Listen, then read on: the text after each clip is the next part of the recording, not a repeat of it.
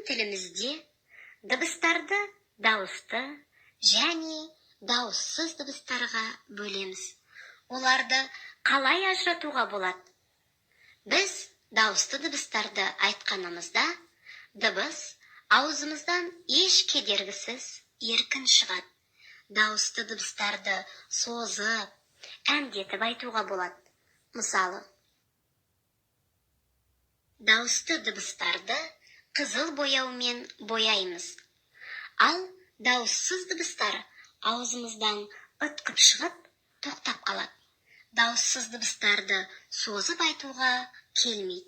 Мысалы, дауыссыз дыбыстарды көк бояумен бояймыз. Сөздегі дыбыс дауысты ма, әлде дауыссыз екенін білу үшін мысал келтірейік. Мынау жылқы. Жылқы сөзінде 5 дыбыс бар. Бірінші дыбыс ж. Айтамыз ж. Созылмайды. Олай болса, ж дауыссыз дыбыс. Дауыссыз дыбысты көк бояумен бояймыз. Екінші дыбыс ы. Айтамыз созылып, еркін айтылды. Олай болса, дыбысы дауысты дыбыс. Дауысты дыбысты қызыл бояумен бояймыз. Үшінші дыбыс ұл. Айтамыз ұл. Созылмайды. Олай болса, ыл дыбысы дауыссыз дыбыс. Дауыссыз дыбысты көк бояумен бояймыз.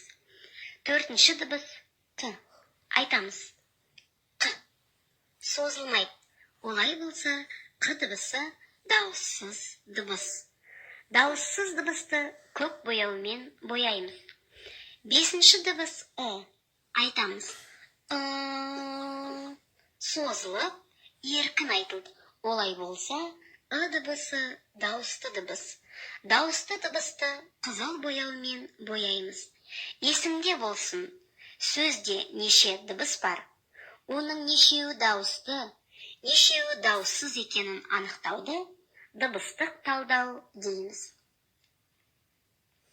Достым, енді сен мына сурет атауларын айтып, дыбыстарды ажырат. Дауысты дыбыс болса қызыл бояумен, дауыссыз дыбыс болса көк бояумен, тінтуір көмегімен боя.